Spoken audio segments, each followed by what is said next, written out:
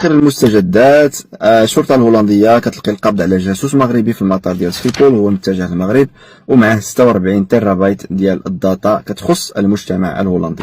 هذه ماشي المره الاولانيه اللي السلطات الهولنديه كتلقي القبض فيها على جواسيس مغاربه. سبق لها في دنهاغ كنظن لقاو القبض على شي شرطيين مغاربه وهما كيسربوا معلومات للسفاره المغربيه في هولندا. ملي كتسمع جاسوس مغربي عم كيجيب لك الله كيجيو لنا كيتجسوا مثلا على هولندا، التقنيات العسكريه ديالها ولا التنظيم ديالها ولا النظام ديالها ولا الاداره ديالها ولا كيفاش كتوزع الثروه ولا كيفاش انها تقدمت في البنيه التحتيه وهربت على بزاف ديال الدول في العالم.